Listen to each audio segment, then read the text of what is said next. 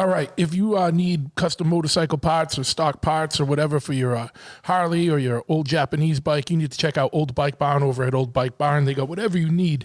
They also have a whole line of leather goods and knives under their brand name White Knuckler. So check them out at oldbikebarn.com or on Instagram at Old Bike Barn. And if you happen to find yourself in the unfortunate situation where you are in a motorcycle accident, you need to go check out Law Tigers over at lawtigers.com or go to Facebook and type in Law Tigers and the name of your state to find the most local office. They're a motorcycle law firm founded by riders for riders, and what they do is handle motorcycle accident cases. So check them out. Hope you never need that one, but if you do, go check them out. If you have anxiety going on or insomnia or, you got aches, you got inflammation, you need some CBD oil, but you don't want to go get some garbage over at the bodega. Go check out Crater Lake Clear over at craterlakeclear.com. The cleanest and best CBD oil there is out there. Now, if your pet needs some CBD oil, you got an asshole cat or like a nervous Nelly dog that's all nippy and fucking weird and skittish, you need to go to vetcs.com. Over at vetcs.com. They have the cleanest and purest and best CBD oil for your cat, for your dog, and they also have a line specifically for horses. So check them out, vetcs.com. Founded by a veterinarian and a vet tech or a vet assistant, so it's all good. And use promo code Big Truth at both of those places and get a good percentage off your order.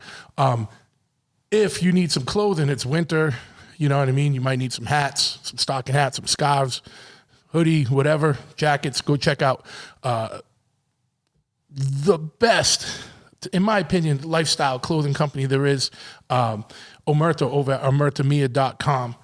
Dudes are not only friends and brothers of mine, but like the realest cats in the game with this stuff. There's a lot of fakers out there. These dudes are real deal. So go check them out. Omerta Mia. Well, it's Omerta, Omerta, and the website or the Instagram or any of that is Omerta Mia, OMERTAMIA.com. Use Big Truth at checkout. Get 20% off your order. Now, while we're talking about clothing here, same thing.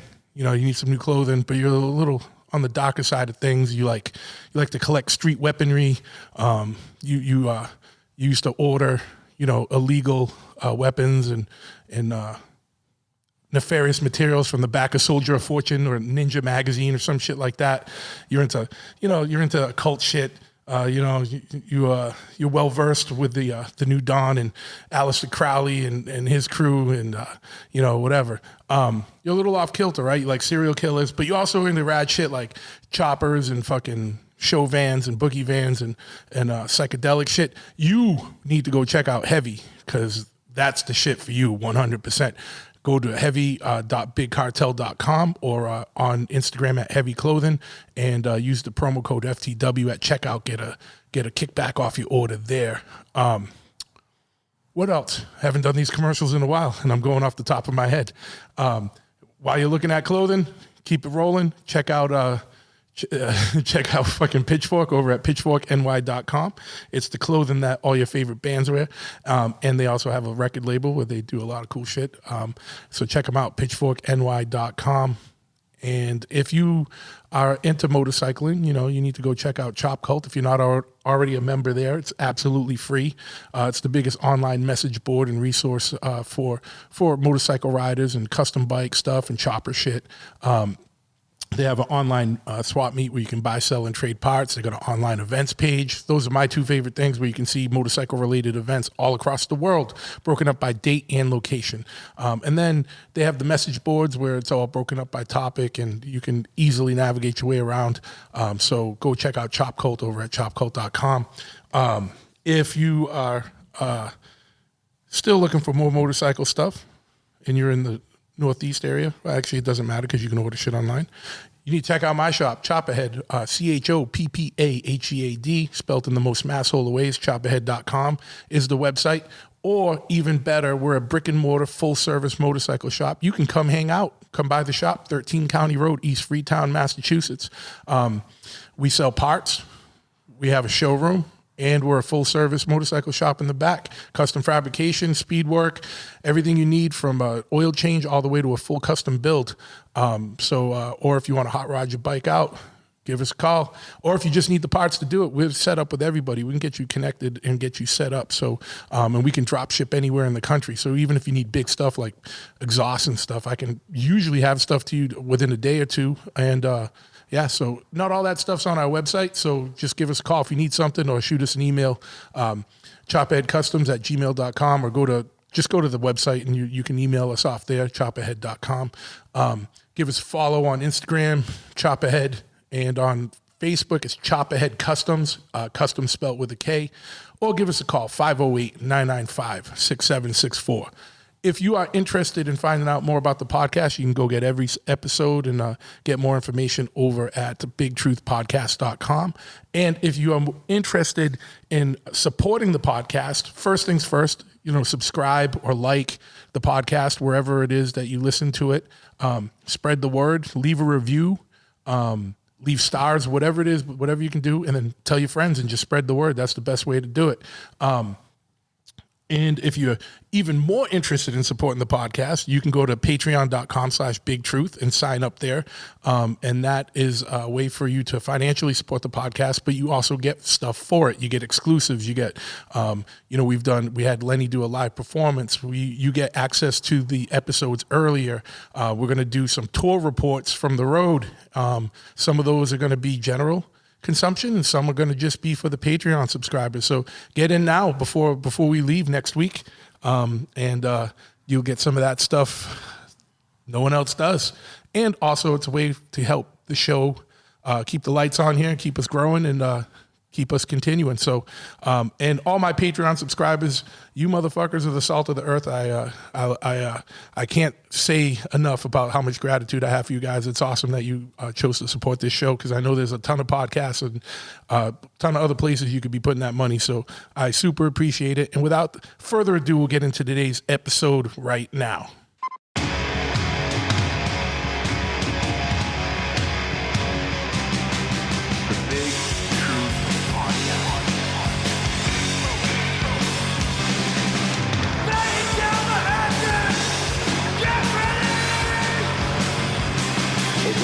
Sequence start. 6, 5, 4, 3, 2, 1. We have a liftoff. Yeah, once again, we got liftoff. I want to thank you for tuning into this episode of the Big Truth Podcast, broadcasting live from Chopperhead Custom Cycles. I'm here with my man Bryan Harris, who you might know from a band, a Boston legendary band called Death Before Dishonor. What's happening, bro? What's up? Good to be here. Psyched to be here. Yeah, man. We already did a podcast before. Part 2. Yeah, just drinking some Coronas, talking shit. Mm-hmm. Very cool to be here. My first time down this spot. Very cool. Yeah, absolutely, man. So, there'll be a bunch to talk about tonight, but I guess, just starting off, like, what's going on? You just had a 20th, that's a 20th anniversary of a record, and I know Fast Break re-released the record. That's a big milestone, and it's like weird because, like, I still think of hardcore as like a new thing. Yeah. You know what I mean? Like, you know what I mean? Same. And then it's like you look back and it's like, all right, friends of mine have records that are 20-something years old, whatever. It's fucking bananas, man. But it's wild for sure. Like, starting this band, we were just a fucking bunch of kids trying to do whatever. Yeah. And I'm not like my mind's all over the place. So to be like, oh, we got to do this re-release for, I think of like the legendary bands like Agnostic Front's doing 30 years of this, I did a Set It Off anniversary tour. Like, of course, those are the legendary bands that I looked up to. And then when it's our turn, I'm like, dude, I'm fucking old. Yeah. It's cool, but yeah, it's mind blowing to me too, because I'm just like, I don't know. That's when you feel your age, right? Like, you're like, shit, we did this record 20 years ago. For sure. Like, it rolls up and you're like, it's been fucking 20 years. Yeah, man. So fucking, like, now are you integrating any, so let me ask you this, and this, obviously you've been doing music for a long time, and 20 years later, obviously the band's changed some and the interests have changed. like, are you integrating any of those songs more in because of the 20th anniversary, or do you like, fuck, No. I don't want to play those. I don't want to play that shit. So that time of the band, I feel like, so it's 20 years of that record, but we've actually been a band for 21 years. Sure. Yeah. And now, like, because of pressing plants and COVID and all that shit, it's actually 22 years. But so out of that record, we play the title track, True Till Death. Yeah. We'll do like a couple little other things from it. But more than anything, like, the record's not on like Spotify and all that stuff. And we never had a vinyl release. It only came out on CD. Yeah. So because it was back 20 years ago was the 100%. Yeah. CDs and whatever. So more than anything, it's just like to commemorate it. Right? Yeah. That's the right word. Yeah. I mean, maybe if we did like a certain Brockton show, would play like a little more because that was like our home base starting it. And you're gonna have, if you're doing a show for that, you're gonna have some of the older heads that might not be around come out, and that's gonna be what they identify with. Yeah. So I mean, and who knows? I do think it's super hard to get that record. You know, there's like a YouTube record of it before it came out. Now, if it goes on Spotify and we play a show, shows, and people are like, yo, play this song. Yeah. Sure. There's a handful of stuff I play, but like I said, if anything, I think we're commemorating a certain time in Depth for Dishonor's history and letting people know like where we came from. I don't want to dog something, but it's like, that's, you know, I get it. When you're starting a band, right? You're like, so, and with that True Till Death release, the demo's on there too, which we recorded in 2001. True Till Death came out in 2002. So we put that on there too. It's like a bonus. If anything, we're commemorating it. It's a different time in the band's history. And it's also not archiving, but kind of like archiving, but like having it available, but so people, have a historical reference. 100%. Yeah. Because other stuff you can find online, Spotify, or you can get the records or CDs. The CD's been out of print for God knows how long.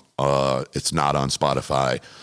And there's a lot of people that have been like, hey, how many copies of the original CD were even pressed? Because that's a good question. That's a long time ago. Like, it's a different world now. Like, like it did well. So when that came out, we were on a record called Spook City Records. Yeah. They were out of Pennsylvania. The dude was from Chicago. He started a label out of Philly area. And at that time, he did a lot of bands that were like on the same level, right? Like, I hate to use the term, but like Weekend Warriors, like touring here and there, mid-level, up and coming. Yeah. And we met a lot of bands because of that. So I don't know what we pressed, but it definitely went through like a couple pressings because there's like a couple different versions of it. No, but I mean, it's like 20 years ago. If there's only 3,000 copies or 4,000 copies of the CD, like it's not like 20,000, right? Yeah. So it's going to be a new listen for probably a good amount of fans that you have now. Like, for sure. And I think the style is, I don't want to talk shit, but on my own shit. But I always feel like our older stuff is like a run-on sentence. Well, it was young. We're young. We don't know, right? We're just having fun and trying to like, be a band. So it's tough for me to, and like I said, if somebody wants to hear specific things, we'll play it. But, and aside from True Till Death, the song, the title track, I think the song's catchy, but here's the thing. It's fucking 4.5 minutes long. What hardcore band plays 4.5 I know, minutes? dude, that's like a fucking rock opera. And I wish we went back and re-recorded it to make it 2.5 minutes because it's catchy and has some cool parts. We could have cut out a lot of the bullshit. Cut some meat out, yeah. But yeah, we're gonna do something else off of it to quote unquote celebrate it. Yeah. And then like if people ask, like there's stuff we know out of it, I'm sure people are gonna be like, yo, play this song, and it's like, I'm over here now. Couldn't even do it if you wanted, probably. I don't some know. of it. But yeah, man, I get it, man, because like, sometimes like people, I won't say, no, like Jimmy Flynn or something will be like, dude, can you get ITI to play a song? I'm like, I don't want to do shit that I did when I was 16 years old. I agree to do shit because it's Jimmy, and who can say no to Jimmy? Like, I fucking love the guy, right? But it's just like, I wrote those songs in my like house when I lived at home when I was like 16, man. Like I don't do that no more. Funny story that ties into this. Like 2 weeks ago, Jimmy Flynn texted me, and he's like, so I had a band before Depth for Dishonor, 96 or 7 till 99. put out a demo, put out a CD on 400 plus records, XXL, Brockton, 121.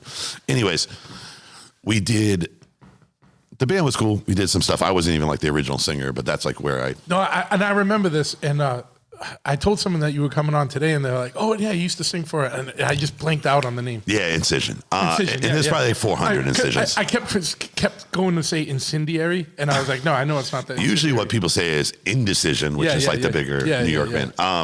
So, anyways, Jimmy Flynn texted me like 2.5 weeks ago, and he said, "Do an Incision." Fucking. He goes, "Do an Incision reunion at the Earth Crisis show," and I'm like, "Dude." we did one when Rudy passed away. He was the original singer, one of the original singers of Incision. I came in later. There was 2 singers, Rudy and the guitar player of Brawl Park. Okay. It was their side project. Okay. I didn't realize Rudy was. Yeah. So that was before he did With One Intent. And then after he passed, there was a show in Brockton, and they're like, "Oh, do a reunion." And mind you, like, half of that band is God knows where. Yeah. And we put together like Dennis from Brawl Park that sang, even though he played guitar in Brawl Park, did guitars for the Incision, whatever. Yeah.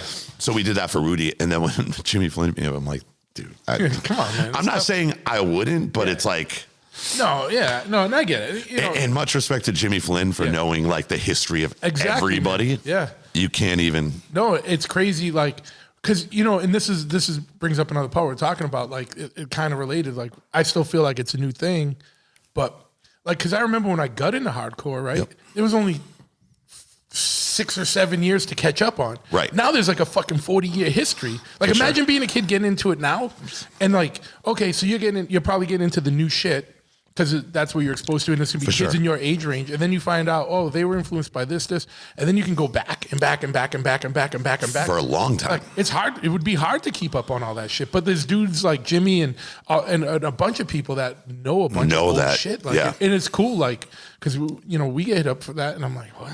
Fuck, yeah. I mean, that's cool. I remember as a kid, as we spoke a little bit earlier, Intent to Injure, and I remember, like, being at a show, hearing a bunch of band. Yeah. like for me, I'm like Incision, like, dude, we played 1-2-1. And don't get me wrong, we did more than that, but I was like, we were like a 1-2-1 house band. I kind of, I mean, I guess if I go back in time, like, we did some cool shit. But Brockton and New Bedford are the same in that way. There's bands that would play in those areas. They didn't play anywhere else. Like, but be like a household name. New Bedford the South Coast Brockton? Pretty much. Sure. Yeah. Right. And I mean, high schools used to fight. And, like at football games and shit. Anyone that's not from Massachusetts, like, Massachusetts is filled with all these old mill cities that have like decayed. Yep. And like, now they're coming back, but like to some extent, but like, they're not coming back with like manufacturing. They just come back with other shit. But like, basically rent's going up. That's about it. Yeah. but yeah. So it was all these mill cities that were like, like abandoned and like just fell to the wayside. And then they were just wastelands. And then like, but we were all born of that shit. You know what I mean? For sure. And because, like you said, they were wastelands at the time, like, why not put on a hardcore show? What the fuck else is going on? Put them on anywhere. Yeah. Right. No, there was no rules. There was way less rules back then. Absolutely not. I remember we'd rent like a practice space. It'd be like the size of this fucking room. Like, you know what I mean? It'd be like $200 a month. Like, you could live there. You know what I mean? It's like, I mean, that's what 1-2-1 was when I first got into bands. It was all rehearsal rooms, and there was one big room that XXL rehearsed in, and they were like, oh, we'll just put on shows, build a stage, why charge money, and boom. Pay for the room, and practice for free. And that's what happened. Yeah. So how did you, like, going back, like, for people that don't know, like, I know people know the band and know you as a persona, but like, just for a little history, like, how did you even find your way into this stuff? Like what led you on the path to finding like hardcore and punk rock and, metal or, whatever, When I was like, I don't know, elementary school, going into junior high, like, I was super into hip hop, started getting into skating. And with that, like, and at that time, people that were like skating and stuff were into hip hop and metal or whatever. So, I listened to a little metal. I can never remember exactly what would, like, one thing I remember for sure was the Biohazard Punishment video. Yeah. Like, and I don't know if that was on Beavis and Butthead or Headbangers Ball. You know what I mean? But like, and even like Suicidal being, it had to be Headbangers Ball. And just being up late, like when I should probably be in bed.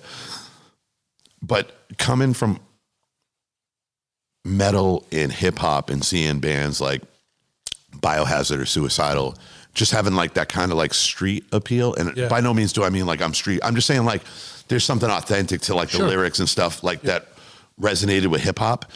It's like the difference with like the main difference between like hardcore and metal, I feel like, is metal is more fantasy, and hardcore is more street. Absolutely, like for the most part. You know, not every band. You know what I mean? Right, but theoretically, and that's what like resonated because I'm like, oh shit! When I saw that Biohazard Punishment video, I'm like, what the fuck is this? And I'm like, oh, this makes more sense than the Slayer. And I love Slayer, but the Slayer video or Metallica or Megadeth, a switch flipped. And you're like, for sure. What the fuck is that? This is you were attracted to it. I love that because we all had that. Right. And like I said, my memory's kind of. I know that video stuck out. I know the Suicidal video stuck out. Which Suicidal?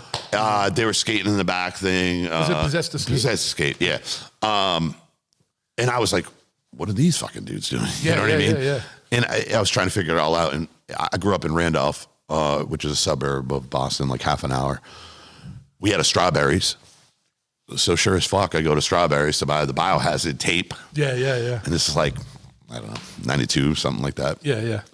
And that's what set that all off to go down there. And then just thankless buying this, anything that looked remotely close.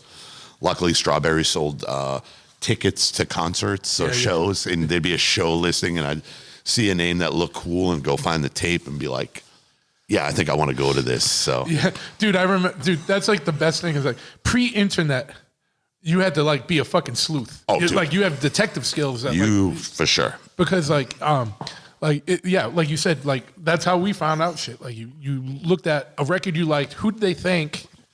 What shirts are they even wearing in pictures? That too. Be like, oh shit, all right, this must be good, and then go look it up.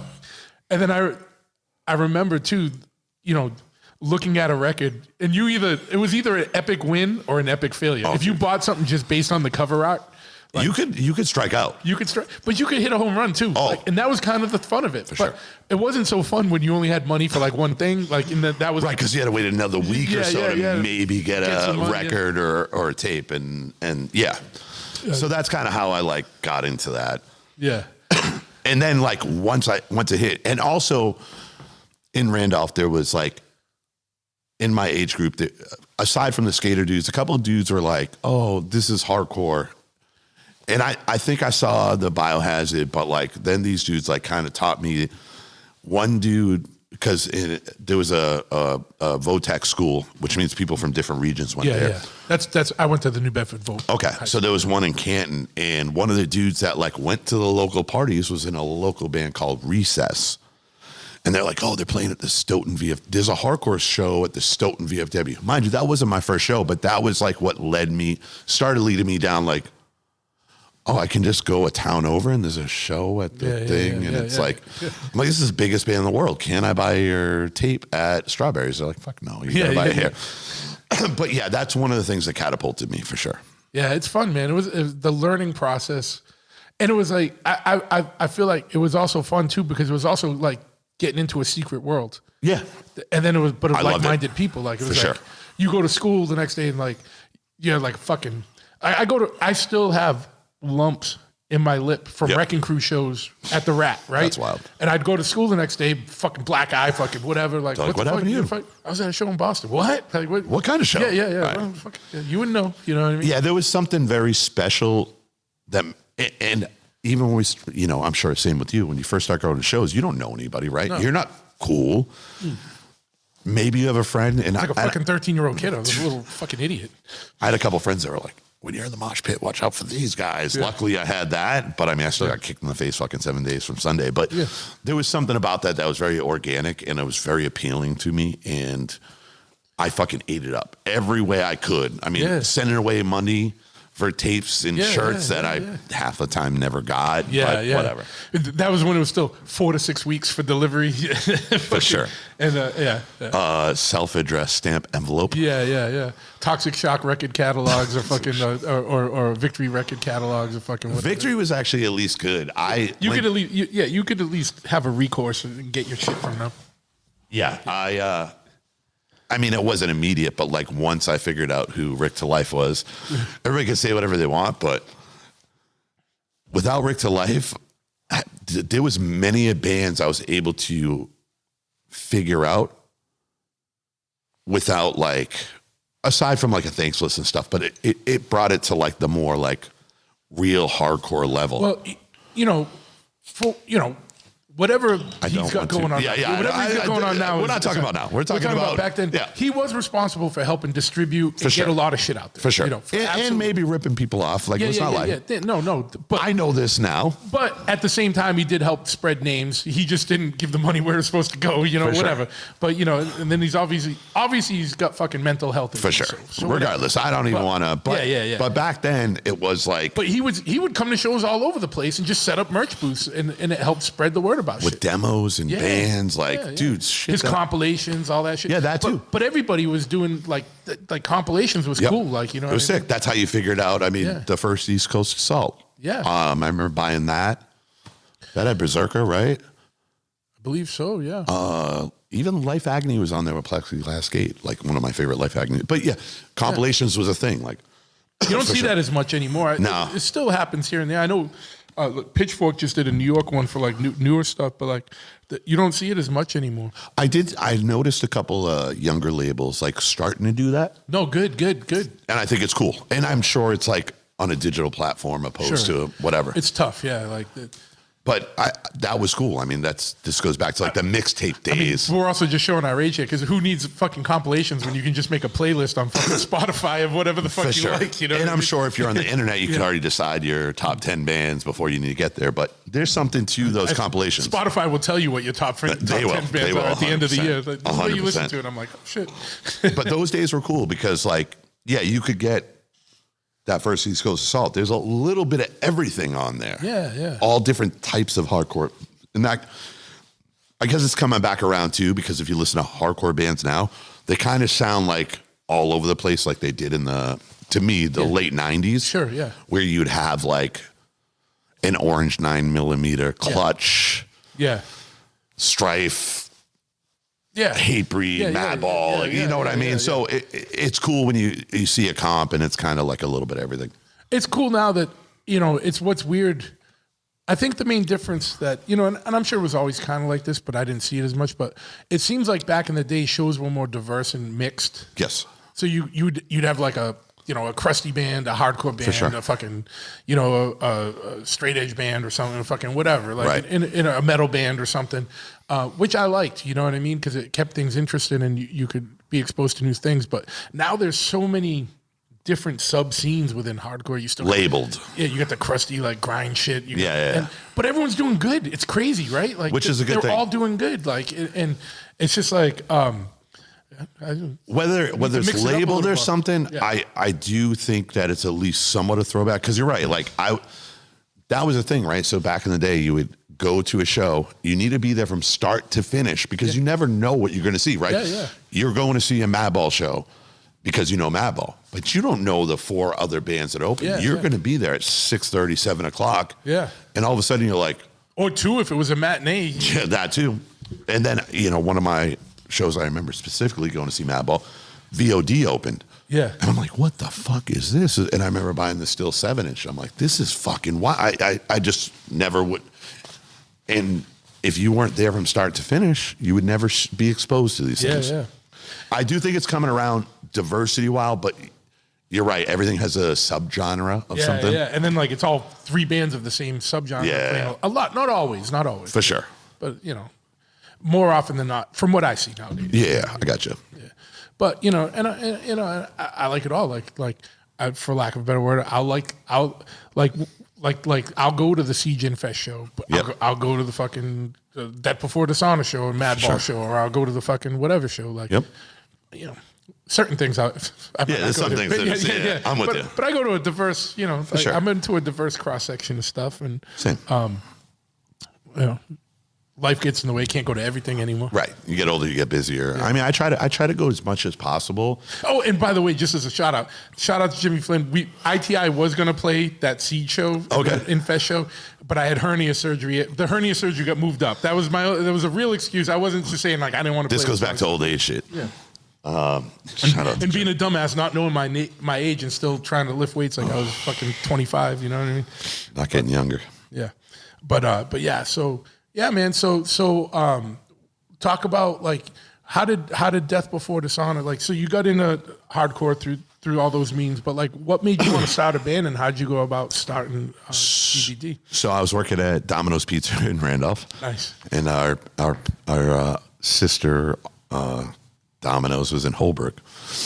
I was in hardcore. I worked with a couple dudes that were in a hardcore. The driver of the Holbrook store was the drummer of Brawl Park. Okay. And I knew Brawl Park. I was in a Brawl Park. I bought the red tape at fucking Strawberries. Somebody's like, yo, he came in to pick something up. And they're like, that's the drummer of Brawl Park. I'm like, whatever. I don't believe that shit. You know, I don't fucking know. Also, same Domino's, H2O showed up to pick up pizzas years ago. I was like starstruck as a child. But anyways, so I ended up meeting the drummer, and he's like, oh, we practice in Brockton at this place called, I don't think it was even called 121, but it was 121 Main Street, Brockton. Come down, hang out. And I was like, I can go to your practice? Yeah. He's like, yeah, Wednesday nights. Fucking go down there, take the fucking bat bus. And their singer at the time was like going to school in Florida. So they're practicing. I'm like, all right, this is how a band works, right? You just fucking in this piece of shit place and you fucking practice. And I used to go every fucking Wednesday. And then, because I had nothing better to do in my life. And then I remember like, but you're a kid, that's a fucking cool thing. it was the sickest thing ever to me, right? Like I see and there's other bands and I'm meeting people and I kind of like start understanding like you can just start a band. Yeah. I mean, it doesn't mean you're going to be good. Yeah. So with the singer always being gone, I remember them being like, oh, we're going to cover Set It Off. Why don't you try it? And I know Set It Off because I'm in a fucking horror. And I probably sound like dog shit, but I cover Set It Off. I'm like, okay, I can start a band. Perfect. Yeah. I got through Set It Off as a cover. We can do this. I'm going to be the biggest band ever. Yeah. I did a couple random bands with people like that practiced up there that I kind of went to school with. We never played a show. There's a band called One Man Stands. We might have had a recording. Anyways. That sounds a little cryptic. That means like there is, but you don't want anyone to go digging for it. I wish we could find it because I actually sound like Roger Murray, one voice, and that's my favorite record. Yeah. Because obviously I was mimicking that. Yeah. That's not what I sound like at all. Yeah. I'm pretty sure I sound like that. At least I'm convinced in my head. The dude that like had all of his shit passed away, so I don't fucking know. Yeah. Rest in peace. But so I'm just hanging out there. I'm meeting people, and then the guitar player of Brawl Park, and this is by no means chronological. Like I'm sure things have happened, but somehow Incision's a band. I ended up like fucking hanging out in their practice room. I don't know, do whatever. I ended up being, so Incision was two singers, Rudy and Dennis. Somehow the first show, I'm the only singer maybe? I don't fucking know. I ended up doing Incision. Incision is a band for a few years. We do some weekends, travel a little bit, nothing crazy, demo, full length of 400 plus. It breaks up, ends horribly, just a young band. Yeah. And then I'm like, dude, I just want to start a fucking band that's like super fucking heavy, whatever. I asked my drummer of Incision. He's like, I'm done with bands. Fuck this. And I'm like, that sucks. It's the only drummer I know. He's sick. Yeah. Drummers are hottest motherfucker to procure. And this dude is fucking amazing. So there was also a band called League of Pain at the time. We get the guitar of League of Pain. One of my best friends is dating this fucking kid named Frankie, who's younger. And I'm like, hey, do you know any fucking drummers? He's like, I play drums. He comes out, fucking tries out. He sucks. Back around years later, hit up Frankie. Because you always try to find like younger people, even though we're young. Like I just can't find a fucking... I convinced my old drummer Incision, to start a band. He's like, all right, I'll do it one more time. And then I hit up Frankie. He's like, I play bass. I'm like, is this like fucking drums? Because I'm telling you, I'm fucking taking all your shit if you suck. Yeah. Comes up, he's a fucking amazing bassist. So it's all spawned of ashes of 121 bands from Brockton. And we start Death Before Dishonor. And I don't know. We just wanted to be a very heavy hardcore band. And that's what we're doing, you know. Master Killer was a big record at that time. The Hatebreed down, or even going into Satisfaction, you know what I mean? Because it's post Satisfaction. Just wanted to be a heavy hardcore band, and did a demo, did some shows, did a full length, and then just a bunch of weekend warrior shit. You know what I mean? Anywhere we could go. And that was a time like the New York hardcore message board. Like it was like getting into the internet, but not the internet yet. Yeah, so you yeah, could yeah. like, there were resources and stuff like that. And we would like, we're going to do a weekend and do North Carolina, South Carolina, Virginia, and come Sure, home. yeah, yeah. And that's what we did. So that's how it kind of, it unfolded from old bands from 121 that wanted to start something new. But the difference is and this is not to talk shit about a lot of Massachusetts bands, but a lot of New Bedford bands or a lot of Brockton bands that didn't do that. Right. And that's how you guys got your name out more and got around more, is just going out and doing those weekends. Even like you said, you go to North Carolina. For sure. What the fuck's down there? You don't know. And now you go down there and you find there's this whole little scene, and now those dudes are listening to you. You're not those wrong. girls will do that. And I feel like That's how you do it, man. You got to just get out. like we did some shows around here. Things were cool. Like all our friends came. Yeah. Right. Sick. You know, got banned from Jared's in Attleboro because people were spin kicking. Got banned from Bob's in Bridgewater. Yeah. But I was like, yo, like I always wanted to do more. I don't know how to, like, I always try to figure it out. I'm by no means a fucking singer or I don't know what the fuck I am, but I'll figure something out. And I was like, and I remember specifically, and this ties into a release. We were down south somewhere, and one of our shows got canceled because, of course, they would be, right? And I'm on some website. And you're already down there? Yeah. Okay. So, like, you know, it's like, you know, leave Thursday, play Friday night, Saturday, and maybe we're like in Savannah, Georgia or something. Like, fuck. Trying to find a show for Sunday, and then we drive home, right? Go to work Tuesday morning. Yeah. And I'm like, I need something North Carolina. And whether there's a message board or something, I see this band, I click on it to see their like profile. I'm like, they got tattoos. So wrote down the address. I'm like, we're showing up to the show. There's a show Sunday with this band. They're called Nourish the Flame. I don't fucking know. They got tattoos. Yeah. They got to be hardcore. We probably are right. Yeah. Show up to the skate park in Fayetteville, North Carolina. We're there early. I see dudes with that. I don't know who's what. I'm like, hey, man, we're a band from Boston. We had just put out our demo, too. I'm like, could we play? And it was a promoter, and he's like, absolutely not. There's too many bands. I'm like, all right, well, we're going to fucking hang out. Whatever. Yeah. I meet the other people come out. We're talking. Singer of Nourish the Flames, like, just split a set with us. Dude, one of the craziest shows I've ever played. Yeah.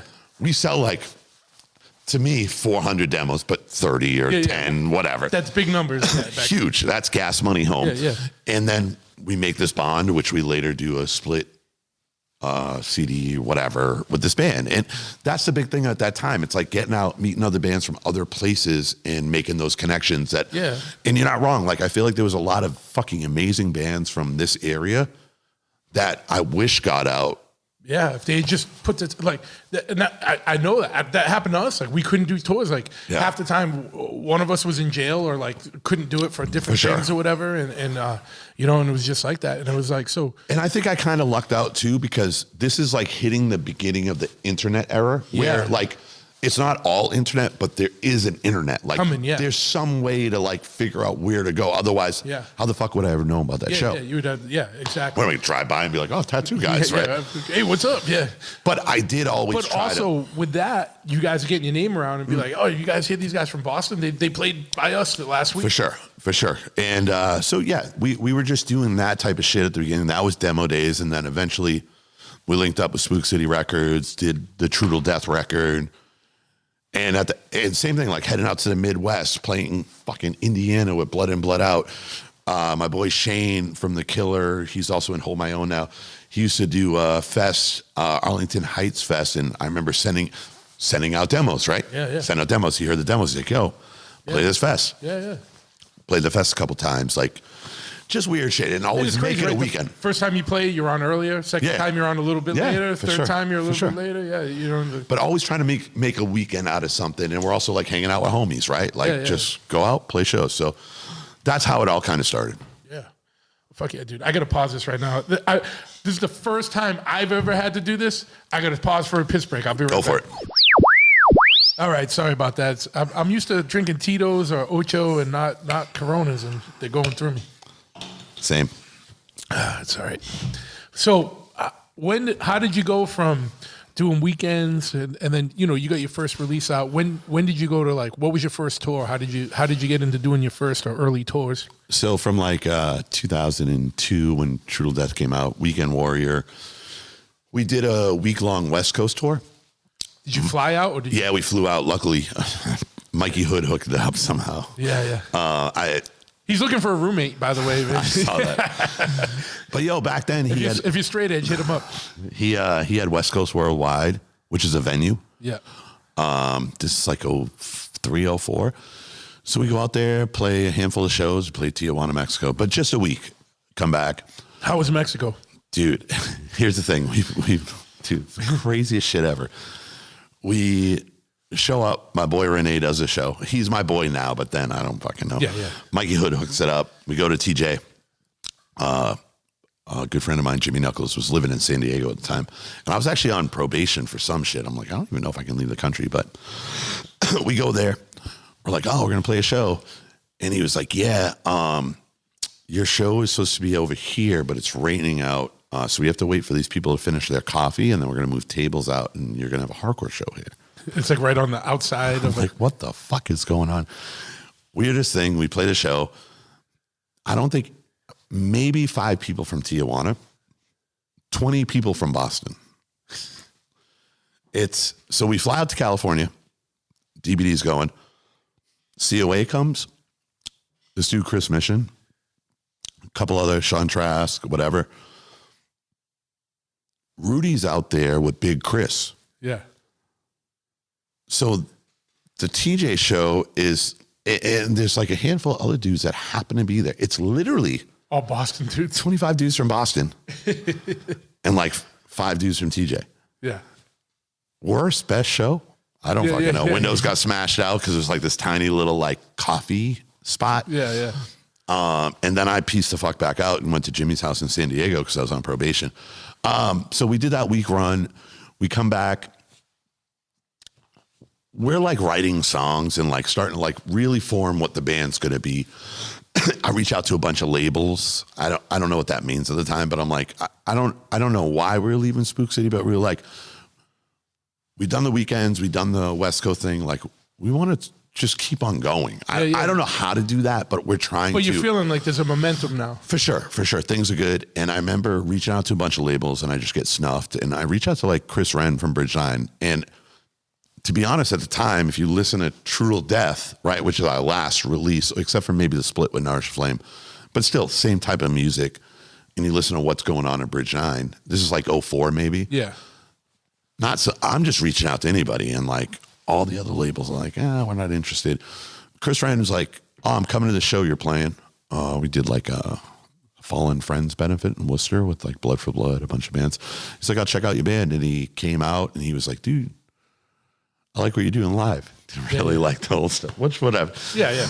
And he was like, we can figure something out. So, and I, coming from Randolph, I don't know if this matters, but the next town over is Stoughton, and I know the Outpost is in Stoughton. Yeah. I know Blood for Blood is recorded there. I know Dropkick Murphys. So many people recorded, and those records are fucking phenomenal. And I'm like, you gotta get. It was I gotta get in. All I want to do is record at the fucking Outpost. Yeah. I don't know how this works, but and it's also the town over. As we talked earlier, Randolph used to fight Stoughton at football games. You know what I mean? Yeah. So we link up. Chris Ryan's like, yo, this dude's right. And you know what? Actually, before that, Chris Baldwin, a very good friend of mine, was like, yo, we're going to go do backup vocals on Some Kind of Hates record at the Outpost. And I'm like, in my head, all right, we're about to sign to Bridge 9. Yeah. I'm going to become best friends with this guy, and he's going to want to record us. And that actually was the start of the link. So we went there, did backups on the Some Kind of Hate record. Yeah. And then... Shout out to Matt Pike. Matt Pike. Yeah. So we go in and do Friends, Family, Forever. And at this point, we're forming ourselves as a real band, kind of get what we're doing. We go in, we do the EP. It was technically an EP. Chris does a bunch of so the record's coming out April of 05, let's say, or May, whatever the fuck. Yeah, yeah. We Spring, recorded spring, it. We probably recorded it in 04. There's all this promo shit. And this is like our break. And like, I don't know how, in hardcore you have a break, but we had a fucking break. There was a tour in Europe, and I didn't know this yet, but it was Agnostic Front. It was the Uni Tour 2005, Agnostic Front, Terror, Diecast. Last minute, and when I say last minute, 10 days before the tour is supposed to start, Terror cancels for whatever reason. Yeah. And this guy, Ono Cro-Mag, rest in peace, had heard Friends Family Forever from the promo thing because he does a magazine. They need a band for it. Ono recommends to MAD, take Death for Dishonor. This is where I don't fucking remember whether Ono called me or he called Chris, but whatever. They're like, yo, can you go to Europe for 6 weeks? Yeah, this is when tours were like tours, yeah. Like, in 10 days. Yeah. 2 weeks, 10 days. And I was like, I just went, yes. Yeah. And in the band. Like, and I'll figure it out. Yeah. That's what I did. I just went, dude, it's with the Agnostic Front. And retract, after getting the hardcore, Biohazard, Life Agony, all this stuff, Agnostic Front One Voice is my fucking record. Yeah, when I saw that tape, the cover, every song on it is my shit. And going back to Brawl Park, they used to cover one of the songs on that fucking record, and I would do it here and there. So anyways, I could go to Europe with the Agnostic Front for 6 on a bus. Yeah. Your first tour, yeah. You're not even doing a van tour, yeah, yeah. We don't have passports. Yeah. I don't know if it's I'm basically have like a probation thing from a legal case, but if I pay it off, I know I'm fine. So I just say yes. And the band at that point is like, we recorded this record. Any opportunities we're going to fucking take, fuck everything. And we got that offer. We all told our jobs like, we're going to Europe for 6 weeks. And we made it work. Chris helped us out like with the flights. And then once you buy flights, Boston has a passport office. Yeah. So if you have flights, you can actually get a passport in 24, 48 hours. It costs more money. Yeah. So I went to the court, paid off my fucking probation shit. We got passports and we went to fucking Europe. Oh, cheapest flights. We fly into Amsterdam a day early. That's the first show, blah, blah, blah. And that started it. So we did the Unity tour. It doesn't matter. As long as you get out there. Dude. Right? You can fly coach. One of the best fucking tours I've ever done. And Roger and them guys were so fucking rad. And they loved us. And they were coming home to do a U.S. tour on the same thing. It was the Another Voice record. This band, Love Is Red, is broken up. 2 weeks into this tour, Roger's like, do you want to do the U.S. tour? It's 8 weeks. So 6 weeks in Europe, 1 week off, 8 weeks in the States. Yeah. I think we only did 6 weeks because we actually had another U.S. tour lined up because that was going to be our premiere tour. Yeah. So that's our exposure. And so when we were in Europe, say it started in April, Friends Family Forever came out in May. We couldn't get the records in time. We were like burning them, making fake covers, selling it. But that was our exposure, and we just learned to fucking tour. I don't know. We did the U.S. week off, 6-8 weeks in the States with AF, and then did a tour at Blacklisted, and we just kept on touring and fucking making records. I don't know. What were some of the lessons? Like, what were the hard lessons on like that? Maybe I have a feeling maybe the U.S. was a little bit tougher than the Europe stuff. But what were some of the lessons that came with that? Like you said, you just learned to tour. I would say lessons like 05 in Europe.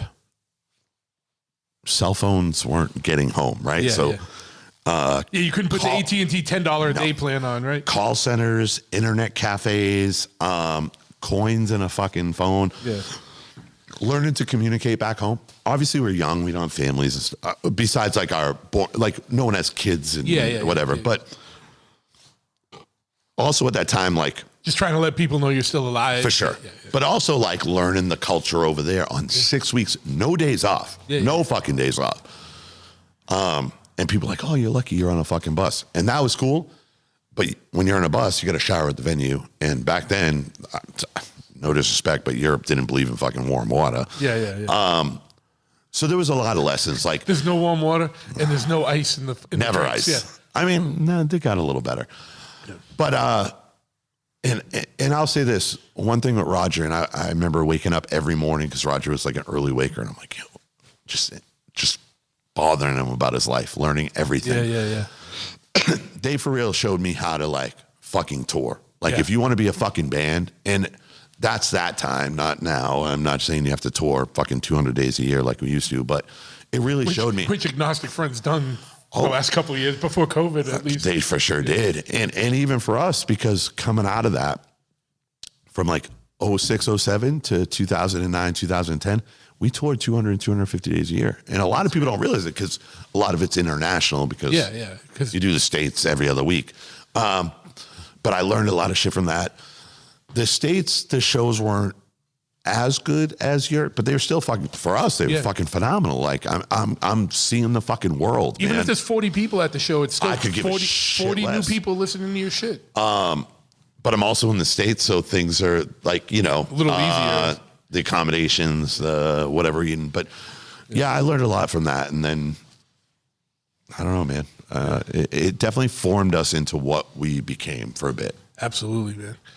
And you know, shout out to Roger, man, because he's a cool motherfucker, dude. In real life, like, and I remember even just going to the old Rumblers car shows, and he'd be like, he's like, you want some pizza? Yeah. He's like, let me take you to a spot. Like, he's just that dude. He's very authentic. He's very authentic, and he's like. Years later, after he had his first child, we played Arizona. Yeah. And he's like, I'm like, yo, we're playing Arizona. And he's like, all right, this is the first time I'm leaving my kid with a babysitter.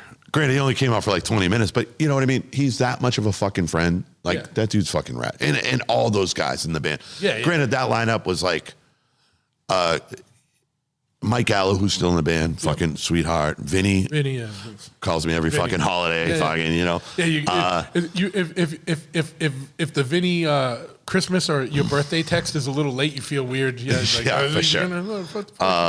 And at that time, it was Steve Gallo in the band, who I'm still friends with, and Lenny, who was in a couple other bands with Mike Gallo before that. But yeah, regardless, all fucking sweethearts, made us feel. I mean, imagine like I'm going to Europe playing with one of my favorite fucking bands. And I remember the first show, we're in Amsterdam, and I remember like Roger, everybody's on stage like trying to figure out what the fuck we are, because whether Roger heard it or not, there's no doubt someone told Roger they should put us on there. Yeah. And I'm like, dude, we can't fucking suck. Yeah. And the crowd sucked because it's our first time in Europe. Everybody's staring, and it was a packed show. Yeah, but they don't know you, so. And then after, I'm like, this is the worst thing ever. Roger's like, this is great. I go sell merch, and I'm like, we just sold a bunch of fucking merch. This is fucking. Yeah. We're a hit. Yeah. But yeah, that's how it started. Yeah. What are there any? This is, you got 20-something years in it, right? What are some of the standout like moments do you like, show wise, or just moments? It doesn't even have to be a show, but like I'm sure there's some career highs and some career lows. Like, what are some of the standouts, man? I mean, it's hardcore, so there's always lows. That was one of those. Fuck, man, it's tough to say because we've been very fortunate to do some cool shit, and you know, whether you know the Madball Set It Off. Yeah. Anniversary tour. I mean, dude, Set It Off's one of my favorite fucking records. Sure. We did this tour. I don't know what year it was. It was called a 10 for 10. 10 bands for $10. Madball was actually on it. Madball, Poison the Well for a little bit. Bane, Terror. 10 bands, $10. It was like was that States or States? There were like 15-hour fucking drives. Yeah. And the first 7 bands rotated. So some days you could be playing first or something, and you got paid nothing. Yeah. But it was fucking sick. Yeah. Who put that on? Tim Bora. Okay. Tim Bora and Paul. I'm going to fuck up his last name. But they had this idea. 10 bands for $10, hardcore package. It was similar to... not Ozfest because we weren't outside, but it was in venues, and it was like the summer. So now, how did everyone take vans? Like how did we were all in vans? Yeah. And like I said, they were 10, 12-hour drives. Jesus Christ. And if you were like next day first, there were no hotel rooms. Yeah. Drive. And it was, so the first 7 bands got paid $150 a night. Yeah. Their drives cost way more. Sure. Yeah. Yeah. 15-hour drive. But they were in like these bigger venues, and it actually did pretty fucking well. Like, dude, so you got to think about it. This is, I might fuck the year up, 08, 09. So the big bands are the big bands, right? So Madball, Poison the Well, Bane, Terror. The opening bands are DVD, Trapped Under Ice, War of Ages. Oh, dude. This Is Hell. Dude, a band that's massive now. I'm going to fuck it up. They got in a bad car. Anyways, a whole bunch of bands that rotated. Sure, yeah. So there's 3 headliners and 7 rotating bands. That Yeah, and it was fucking cool. Who were the 3 headliners? Poison Well, Madball, Terror, and Bane, like somehow like switched off. Okay. I'm gonna figure out this other band. That's like massive now. But anyways, it was a really cool tour, and like that stands out. Dude, anything I can, so a lot of the international stuff for me is like wild. Yeah. Like I grew up in Randolph. Suburb, not hillbilly suburb, right next to Brockton, you know, whatever. Yeah. I can't fucking sing. I scream. Yeah. And then now I'm in Central America, South America, Russia, fucking Europe, blah, blah, blah. Yeah, yeah. I did 2 months with Ignite in Europe, all over the Eastern Bloc. Like, yeah. I played Estonia. Who the fuck ever? Yeah. I played Belarus, which is like, and on crazy story, that was the tour with Ignite. So we had 2 shows in Belarus, a city called Brest and a city called Minsk. The Brest show was literally shut down by the KGB. And I didn't ask if they were secret police, ex-Russia. This is white Russia. Yeah.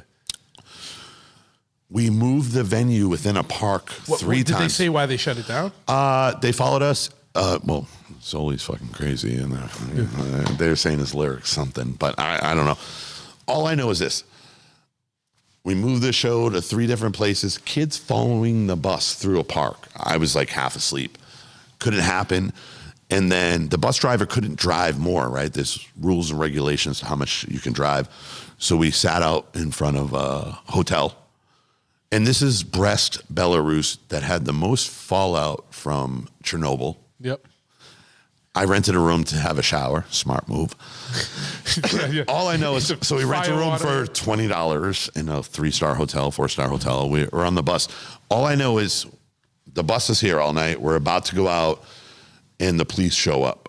And they tell us that if anybody with a shaved head, because some of us have shaved heads, gets arrested in the city tonight, they're coming back to the bus and arresting all of us. That's... I don't know where and the next night we played Minsk, which the show did happen, and it was fucking insane. But yeah. But I'm sure like a lot of those countries don't get a ton of shows, so they probably super appreciate it. Probably kids that don't even know what the fuck is going on, they just going because there's something happening, right? And that's one thing I love, and I feel like sometimes we've been fortunate enough to go to a lot of cool places. You don't make a lot of money going there. Yeah. But the places that don't get it truly appreciate it, right? So this goes back to like, when we were younger and it wasn't as accessible, right? You appreciate anything you can find. Yeah. And I feel like certain places that are not overwhelmed love it. And I love that shit. And people are like, dude, oh, you went here, you went here, you went here. Must be sick. I'm like, yeah, cool. Shows are sick. I love every bit of it. But you're not fucking like rolling in dollars, because it's 9 times out of 10, it's a poor country. Yeah. And on top of that, it's also, everyone thinks you're on vacation that whole time. It's like, no, you're sitting in a bus or van for 12 hours. You get into a venue, doing a show. Yep. You're happy if you get a shower. Yep. And then you're getting back on the bus or the van and going to the next one. Right. You're not seeing a lot. You're seeing from the window. 100%. And if you're in the States, you're probably driving that. Yeah. So luckily in Europe, you might get a driver, bus, van. Yeah. But yeah, no, 100%. How is South America and Central America? Central America is fucking wild. Those motherfuckers love that shit. They do, but it's wild style. So yeah. We right after the pandemic, we did 3 shows in Mexico and did Central America to Bogota, which Bogota is kind of South America. Yeah. And I've done Bogota a bunch. But what cities did you do in Mexico? Because Mexico's huge. Mexico's amazing. We did Mexico City, Guadalajara, and Querétaro on this one. And we've done like 4 or 5 Mexico tours. This goes back to the original coffee shop thing. My boy Renee from Tijuana, he books a bunch of brands. He brings everybody from DVD to Madball to Terror. So we had done Central America in maybe 2008 with Renee in Mexico. And he's like, we're going to do Central America. I'm like, cool. But back then we play a show in Mexico. And then at the end of the show, have to get on like a Greyhound bus. It wasn't a Greyhound, but their equivalent. Yeah. And do overnight drives and then get there, get sleep in the hotel during the day. And then we did Central America afterwards. Yeah. So literally taking a passenger bus from the southern point of Mexico into Guatemala. Yeah.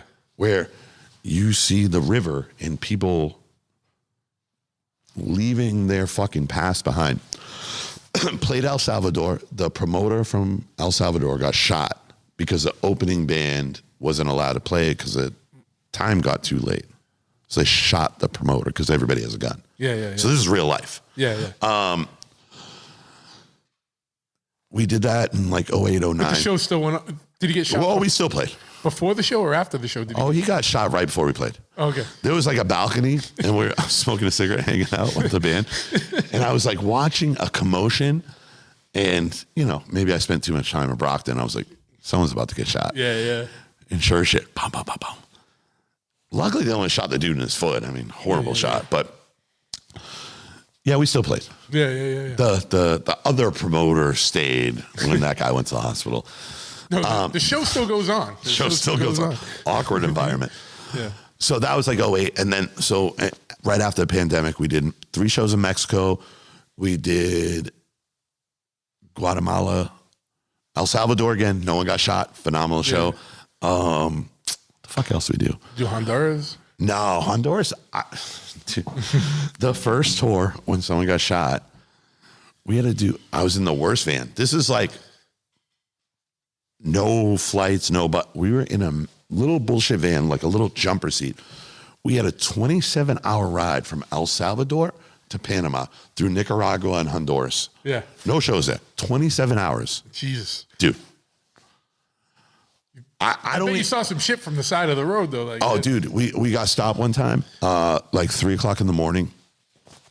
Highway, but not highway, and I guess MS-13 had just shot a government cop, official or something. Yeah, federale, whatever. Yeah. So it's 3 a.m. They pull us over like a passport check. They see a bunch of white dudes. They're like, "What the fuck?"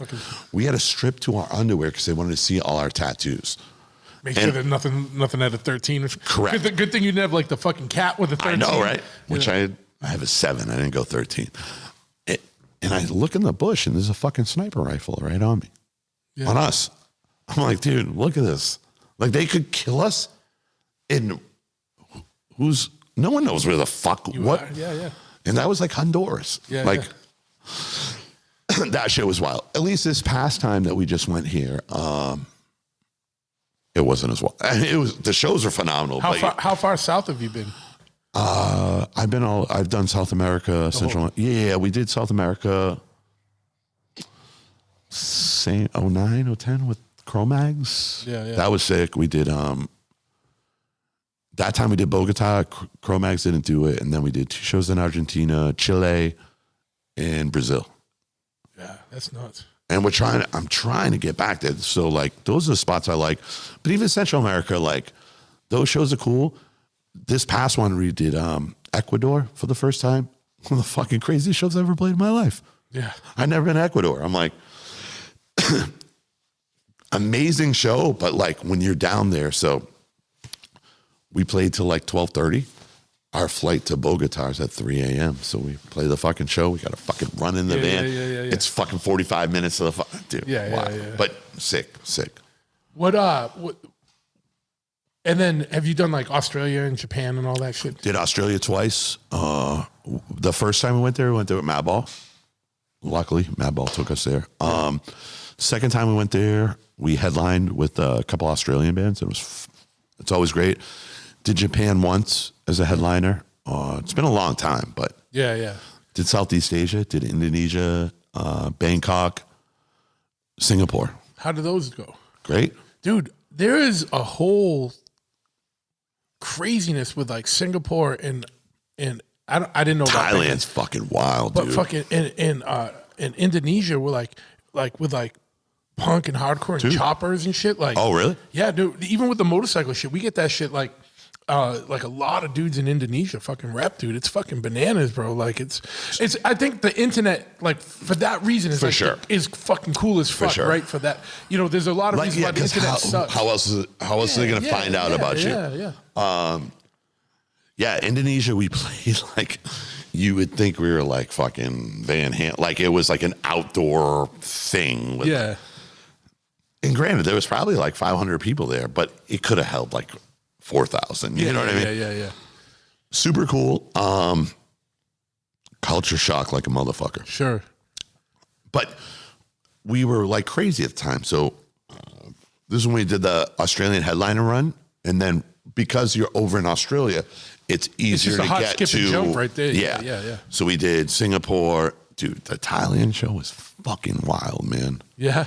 Wild. Something about it, man. I just remember the first note and everybody was just like, dude, you almost felt like you're at home in a way. Yeah. Well, everyone I know that's been out there, 'cause Thailand has a bad rep, like as a sketchy place. For sure. But everyone I know that's been out there said, like, no, motherfuckers just walking around smiling. Like, people are just fucking chill and cool out there for the most That's part. always how it is, though, right? The people that have the bad reps, first of all, the shows, if you're in a hardcore punk, are always the best. Yeah, because hard times breeds hard people that listen to For hard sure. fucking music, right? Like For years. So when you would go to Mexico, if you drove down there, which a lot of times we did Mexico tours, we'd play California, drive over to TJ, and then like fly to Mexico City. But you would have to stop at the US side and like declare your equipment or else they'd try to tax you. And I remember a few times like they'd be like, you can't go to Mexico, there's a fucking war going on. Yeah. I'm like, dude, the parts I'm going, there's always been a war. Yeah. Like you don't like, and I'm not being a fucking dick. No. I'm not hanging out in Torres Central. I'm hanging out with probably the worst fucking people ever. Yeah. But they're the best people too. the best. Yeah. Like people, like, where did you go to shows growing up? Fucking when things were fucking horrible, New Bedford. Yeah. Whatever, the piece of shit, Brockton, this and that. Yeah. It's no different. You know what I mean? Yeah. Yes and no. I'm with you. Yeah. I mean, international is a little different, but you know what I mean. It's like that vibe. What's the sketchiest situation? Like, I mean, I'm sure there's some parts of Eastern Europe that's had been a little fucking bananas. Well, that whole fucking like weird, and I say KGB, and the only reason why I know that is I saw like plainclothes officers. Yeah. And I know Belarus still has the KGB. Yeah. And they were yelling at Zoli about his lyrics. That's bananas. They knew that. They knew what he Was saying. recorded. Yeah. And I'm like, They did research. They did research. They came prepared. Yeah, they were. that was sketchy. Dude, I don't know. Me and Frankie got arrested in Germany. That you can talk about. Yeah. I mean, I've been arrested in Germany. That was. But like before the wall was taken down? No, I didn't go to That's what I mean. Like, I mean, I did get arrested like in a village where nobody spoke English. Yeah. On a violent thing. Yeah. Things happen. It was annoying, but I mean, that wasn't that fucking sketchy. I don't even know what sketchy is anymore. Yeah, like, it's true. you know it's what true, I mean? Yeah. It's like, well, no, like on tour, like what's been the situation where you're like, obviously you were like in the promoter that got shot. Yeah. So the promoter gets shot, and then you're like, is this band gonna have retribution on everybody else because they get to play? Like, fuck. Which is funny because we were kicking it with them, a year ago. Yeah. The dudes that shot, they were both at the show that we just played in El Salvador last time. And they're cool now? They're cool now. Yeah. I'm like, but all right. But I will say, so El Salvadorians are some forgiving motherfuckers. Hard but forgiven. Yeah. I will say, when I was in El Salvador, the promoter gets shot. Everybody's all stressed out. We still got to play. We play, and then a couple people like, let's go to a bar. I'm like, oh, like a bar? He's like, oh, no, it's like a private bar. So it's like an after hours thing. Everybody else in the band, fuck. After today, we're going to bed. I'm like, not me. Yeah. So I went You got to go on the adventure, man. So that's what I did. So I went to a bar club, but it wasn't like a real, like it was underground. Yeah. I guess that was kind of sketchy because like if they rolled up there, like that's illegal as it is, and then I'm there. Yeah. I don't know, dude. I just But getting arrested in other countries where the English isn't a prime language, like, dude, how do you get out of that shit? So we played this like village in Germany. Yeah. Show was amazing. We knew the promoter and the owner of the club. So I don't know. There's an after party. There's absinthe. There's whatever. Yeah. This guy comes up to me and asks me to do a shot. And I was like, nah, dude, I'm kind of fucked up. And he goes, you're a F word. Well, I guess we'll be a nice faggot, whatever. Yeah. And I'm like, all right, dude, whatever, cool.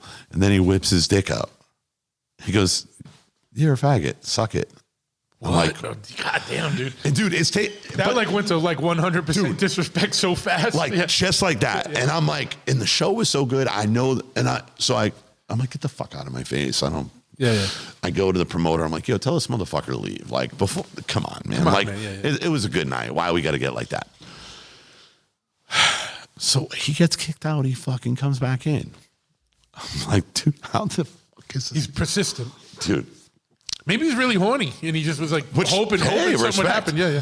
So I don't see, he comes one more time. I'm like, get the fuck away from me. And I see a white blob come, and it was Frankie, and he just fucking hit him, broke his face. And then literally dude's bleeding everywhere. I'm like, all right, whatever. See you later. All right. This is over. Yeah. It's over. And our hostel or Airbnb, not Airbnb, bed and breakfast type Euro shit, it's like 2 blocks away. We're in the fucking village. I'd say to the dude, I'm like, yo, should we break the fuck out? He's like, nah, you good. Yeah. 20 minutes later, he's like, the fucking cops are here. Get the fuck out of here. I'm like, what the fuck? Yeah. Me and Frankie sneak out the back. It's all fucking grass. Next thing And you know. And Frankie ain't gonna, you're not like the most, like, yeah. Especially him, fucking. Pretty identifiable. So, Yeah. Can I steal this last one? Oh, yeah, that was for you. After that, we're going to the Tequila Ocho. Oh, Jesus. So, we're in the fucking woods in the back. We try to run down the street. There's a drunk fucking German passed down the road. I yell like a fucking 12-year-old.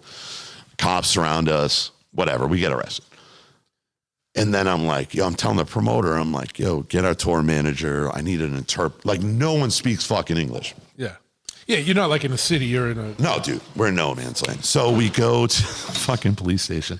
And I'm in the other room. I can hear Frankie. And in Europe, they're very concerned about like hooligan stuff. So they want to know your tattoos and want to take pictures of it. Frankie's fucking etch-a-sketch. It's like Boston in the 2000s. Yeah. Fucking... After post-Boston beatdown. Yeah. Let's see those tattoos and take pictures. Yeah. So at the show, yeah. Fucking just Frankie is etch-a-sketch. Yeah. So I hear him in the other room, and they're like, we got to take pictures. He's like, I want my fucking interpreter. And they're like, and a little bit of English is basically like, yeah, Monday.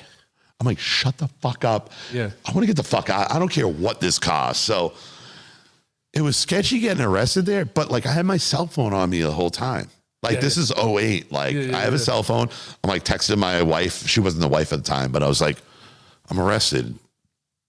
And I'm like handcuffed to like a high school like chair desk thing. Yeah. But I can just fucking text. Yeah. So I don't know. That was sketchy. It cost us a lot of money. Yeah, that sucks.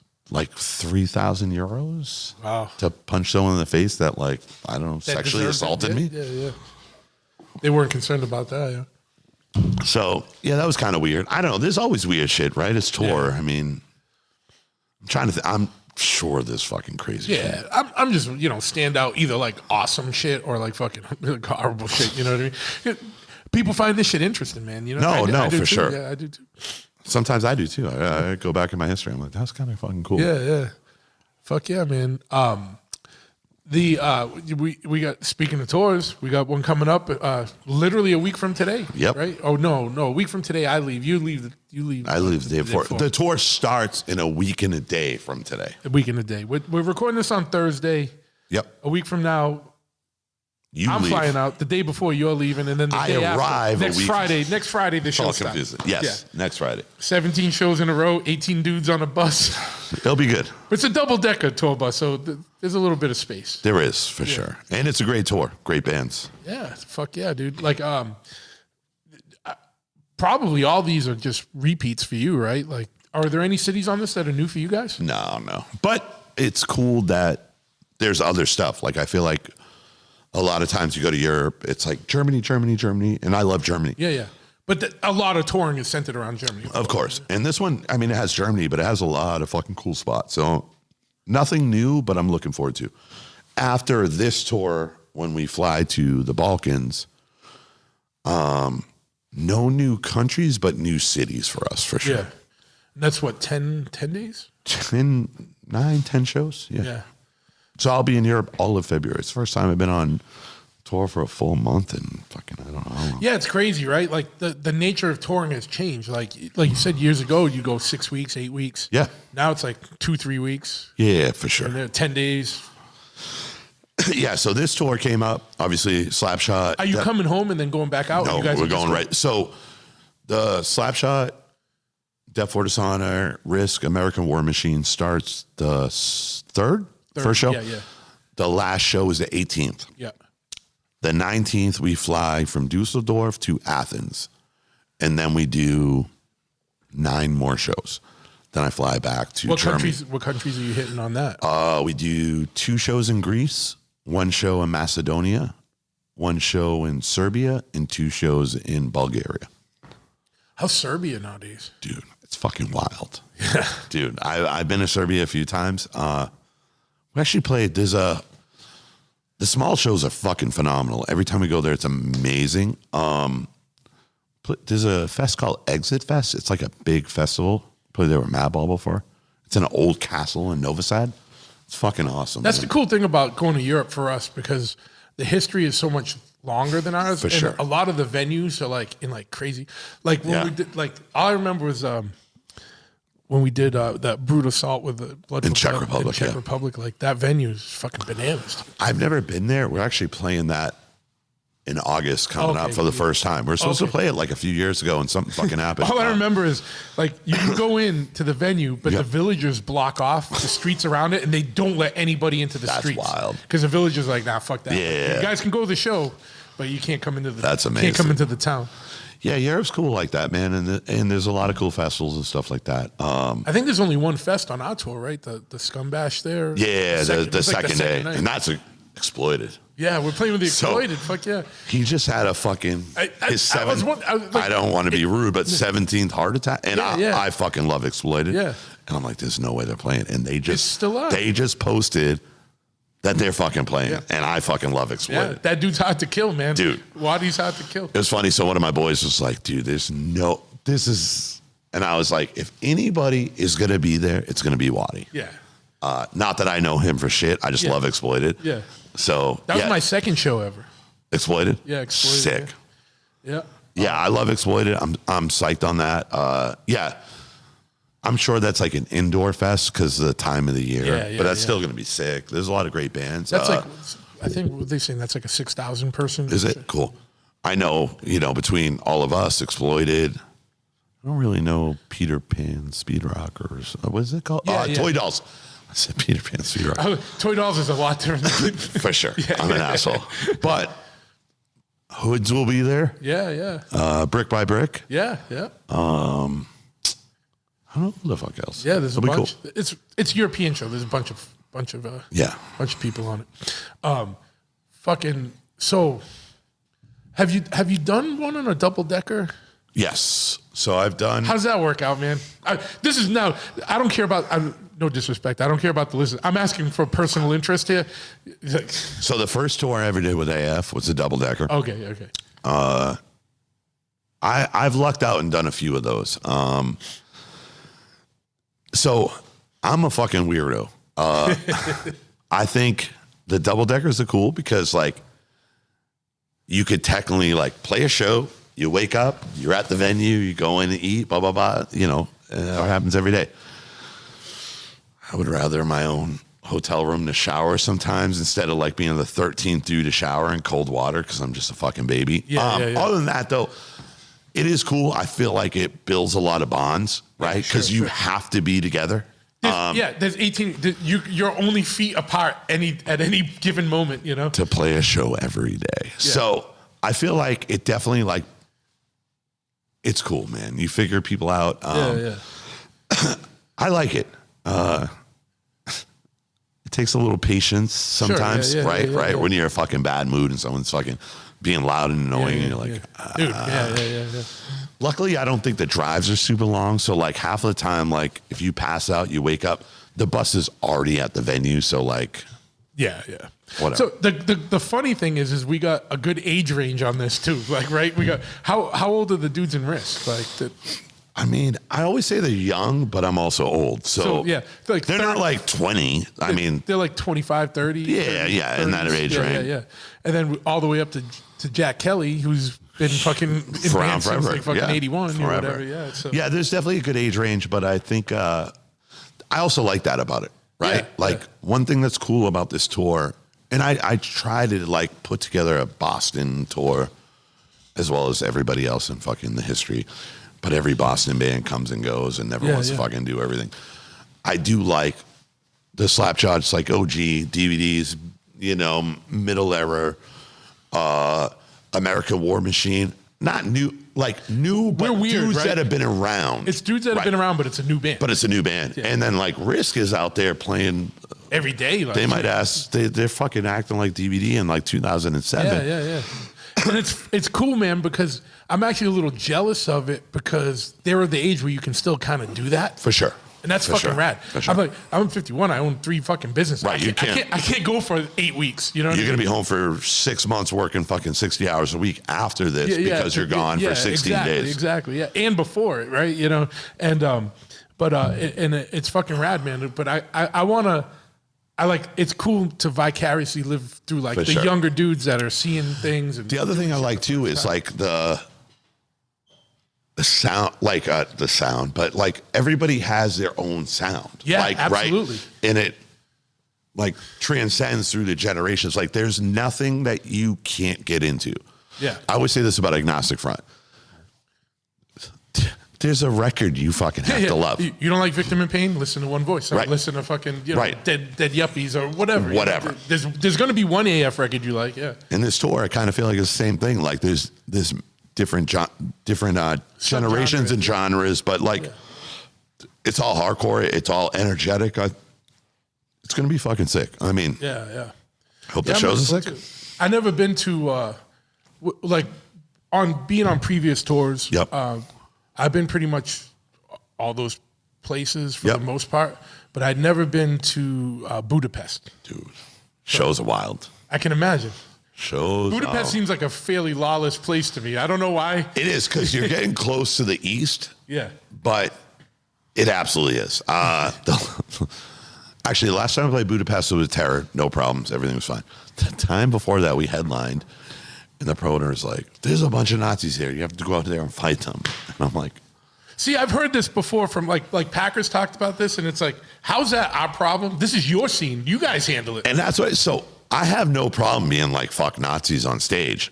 Yeah. But I go out there and get arrested for fighting. And that's cool. As an American. Whether I win or lose, they're still going to come back next week and fuck your show up. So you guys got to I will take a quote unquote stance with you, but that's your problem. But and it's not a cop out because we've all done it for years. Yeah. This goes back to so we played Kiev, Ukraine. Yeah. Which is not on this. No. Ukraine and I don't Russia. think you can get that. So we played Kiev and sold out show, not massive, like 300 people. And the promoter comes to me and he's like, there's a hooligan club outside that's here to see Death for Dishonor, but they're all Nazis.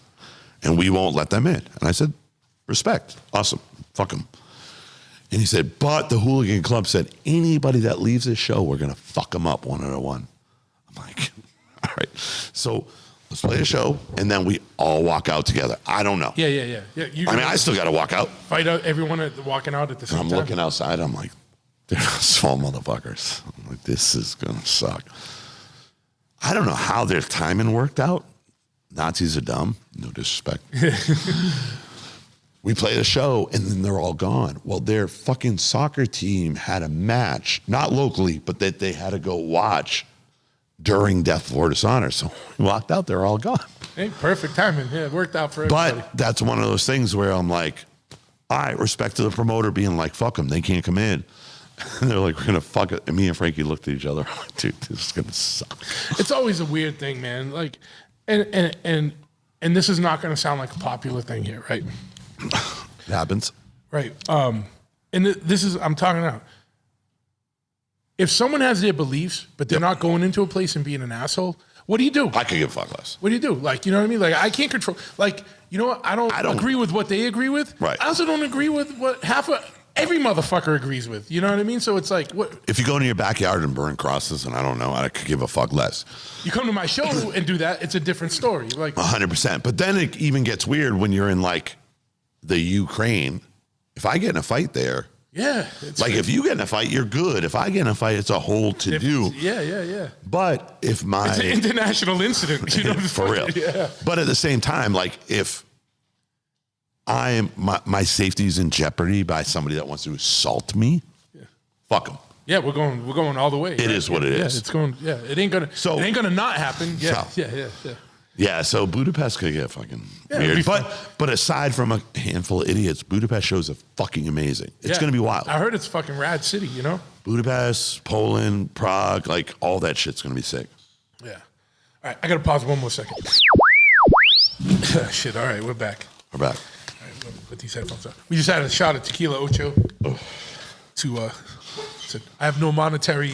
Calm our nerves. Yeah, I got no interest in that company, but good stuff. Yeah, man, so tickets are available for this tour. It's coming up. Like, I know I got some European listeners, so we're going to be rolling through your town. We're going to be doing some live podcasts, too. Well, not live, but we're going to be doing some know. on Could the road be podcast. Actually live. I got to figure out how to do that, but I got that Zoom pod track, so I can do... That'd be sick. Do on the road shit. We'll do some tour updates. I mean, dude, 17 shows. There's plenty of time. A lot of time on the bus. A lot of fucking time. We'll do them periodically. We'll do a couple of tour updates, right? Like, that'd be cool. Yeah. And we'll get everyone. We'll get people from every band in, so we can. That'd be dope. Talk about different perspectives and whatnot. For sure. But what else, man? What's going on? I know we're both. This is a Thursday night. We're both working and stuff. Yeah. What else is going on, man? That we haven't hit on. That's important. I don't fucking know. We got tour coming up. Yeah, I'm so focused on that and getting shit done. Dude, me too. Before that, I have literally less than a week. Yeah. Yeah, you're leaving like literally a week from today. No, a day before a week. Yeah. A week. 6 days. Yeah, 6 days from now. Yeah. In English, 6 days. Yeah. Fuck. I always do this too. So because of my job, you're going to be the most well-rested motherfucker. But then my fucking lack of sleep, who knows? Can you sleep on the bus? Yeah, I sleep on the bus, not bad. I can't sleep on a plane. I'm the same way. I can't sleep on a plane. So that's why I get there a day early. But the downfall of this is us and Risk are on the same flight the day early. Oh, they're all coming out a day early. They're coming too. Yeah. It wasn't like, oh, let's all go. Yeah. It just worked out. It just worked out. And then we're like, oh, we're all on the same fucking flight. We're all in the same hotel. I'm like, oh, dude, we'll be up to fucking 5. And we could be up to 5 in the morning just because can't fucking sleep. Yeah, it's a time difference, fucking all that. But yeah, so we gotta, I'm going to get out there a day early and just try to get acclimated to this shit. I always do that, even though I've been in Europe a million times. I just like to fucking feel good. I don't fucking know. I think this is something of interest to people. You're in a touring band, and we're not going to talk. We're going to take the COVID years out of the equation because it doesn't count. Time doesn't count. How do you balance, like, we're not 18, right? 18, world's fucking your oyster. You can go on tour whenever. 100%. It doesn't really matter. You probably have a bullshit job that you can just leave and get something else. Like, How does someone that's still like you're touring, but you're not touring 300 days a year, where No. you could live on it, Right. Just that. How do you balance like what do you do outside of that and like how do you balance like being on tour and that's a good question. balancing regular life? Right? You're right, because so you're married. You're so I'm married. I don't have kids, so the kids part makes things a hell of a very lot hard. easier. Not wrong. Well, no, not having kids makes things a hell of a lot easier. I mean, 100%. I don't have kids. My wife is obviously like very cool and into hardcore. So, and she knew what she was getting into. it wasn't. You were already in the band, For sure. Yeah, it wasn't like. But yeah, you have to work a job that like lets you do what you do. Yeah. And with that is while you're home, you work like a fucking asshole and fucking show up to a podcast fucking 10 minutes late. Yeah, so it's just a matter of, and that's why we went through lineup changes, and I'm sure every other fucking band, right? Yeah, so yeah. if you're gonna buy a house and have children, much respect, but like you're not going to tour 250 days a year. You can do weekends here and there, maybe 10 days, blah, blah. And we don't do 250 like we used to, but since Unfinished Business came out, I mean, we've been, well, aside from the pandemic, we're trying to make some shit happen. You know what I mean? Yeah. We used to tour like crazy, and then lineup changes, blah, blah, blah. And there was 10 years before we put out a record. And then 2009, we put out Unfinished Business. And I love that record. And we were like geared up, ready to go. And then the pandemic hit us. And we've been, since the pandemic, trying to make as many moves as 19, possible. you mean, right? Not 09. Yeah, 19. You said 09. You said Fucking lose my 09. fucking mind. I was like, 09. Well, 09 was the last record. Yeah. So there was 10 years between the 09, record. 19 was. So 2009, Better Ways to Die came out, and in 2019, Unfinished Business. And in between there was touring, and then lineup changes, and then kind of touring.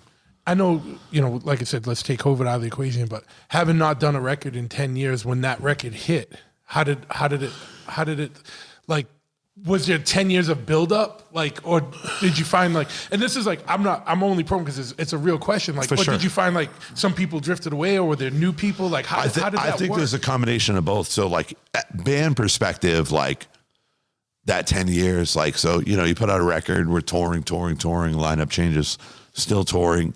And then like personal shit happened. Even for somebody that like doesn't have quote unquote a family, I had a lot of shit going on. And I was like, and I was fucking burnt the fuck out, man. I did every fucking tour.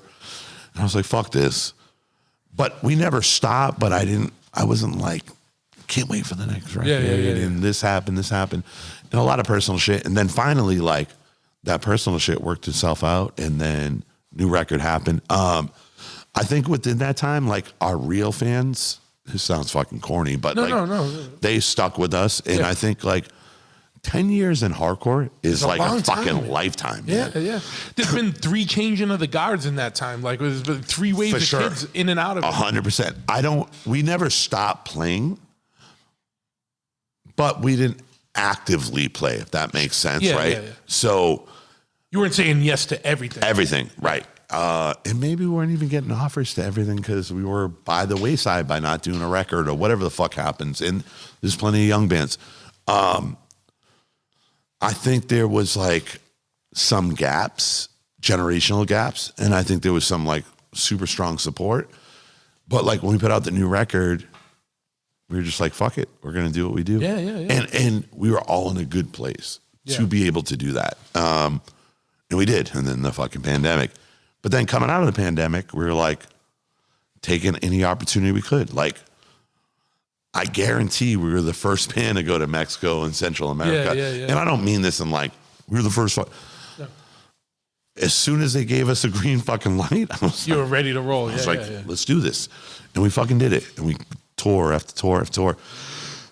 We're not going to do 250 days a year, but we're going to make fucking moves. And with that, once again, couple lineup changes, but our original second guitar player is back in the band, and we basically have a new record written, and that's crazy for us. Like even with that 10-year gap, we were writing stuff with Colin and all this stuff, but we're in a really good place that I think we're going to do a bunch of shit this year come the fall, We're going to do a new record or EP. I don't know, but we're going to do something.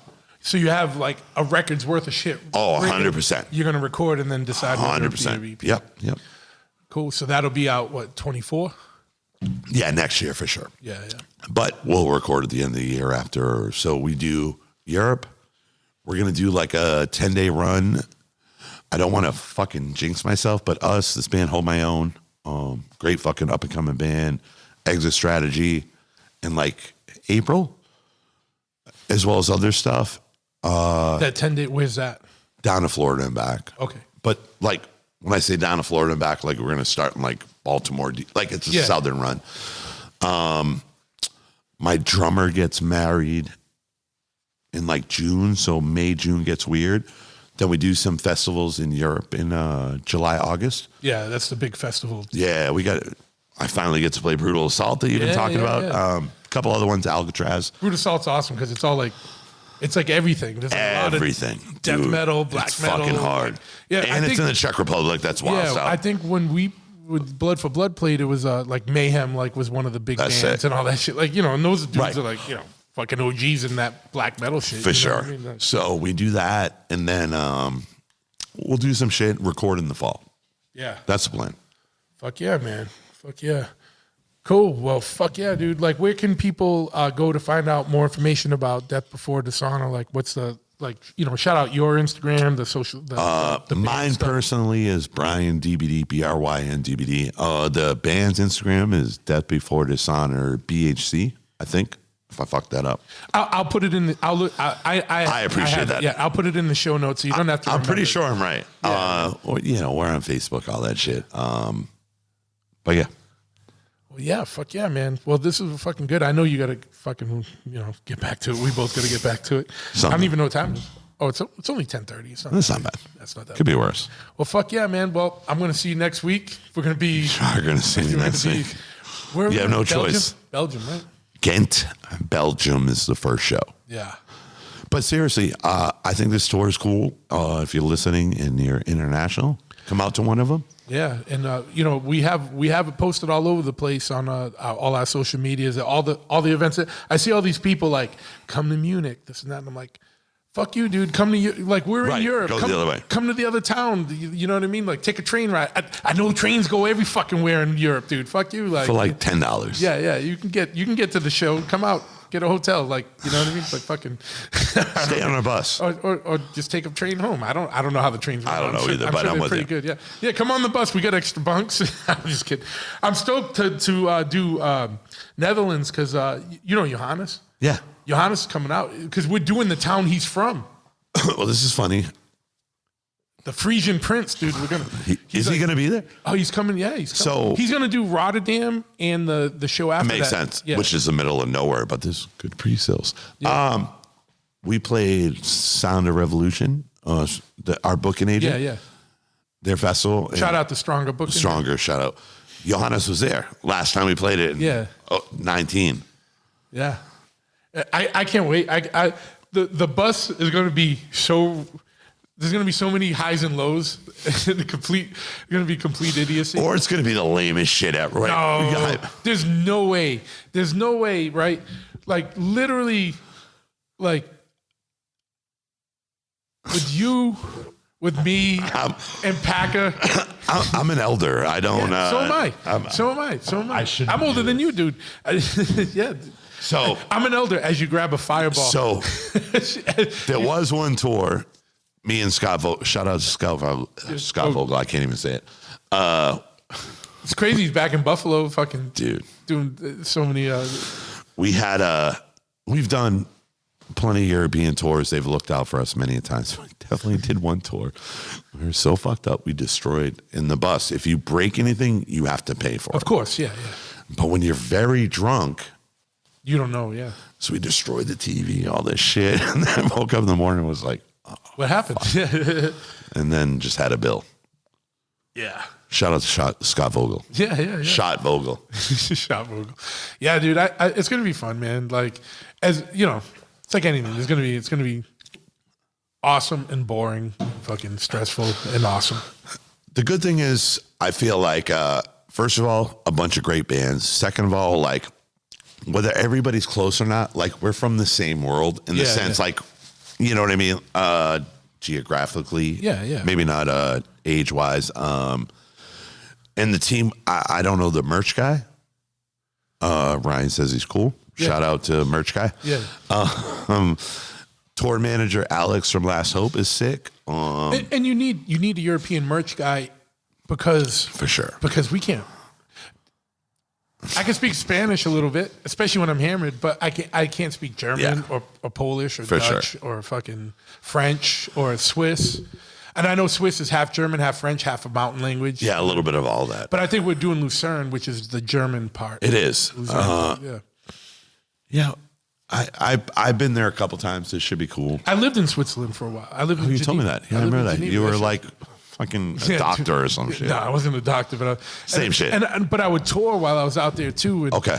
I love fucking Switzerland's fucking Switzerland, great. beautiful. Switzerland's great. I'm a Zurich guy. I'm not going to lie. I like Zurich.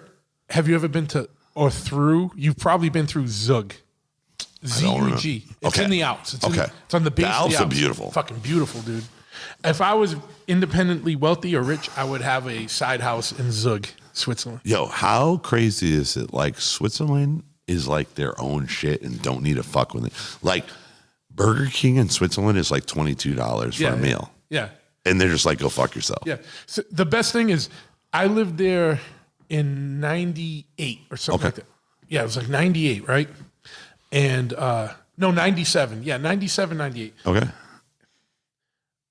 And I'm not getting political here, but people like to talk about our immigration policies. Yeah. If you wanted to emigrate to Switzerland, Yeah. at that point, I think you had to have 150 or 200,000 in the bank. In the bank. Liquid. Right. You had to have a professional degree and you had to have a professional job to be considered. And there was no marrying in. Like, you couldn't marry You a couldn't Swiss just girl get in. and get in. You know, they're like, no, fuck you. Like, we know that.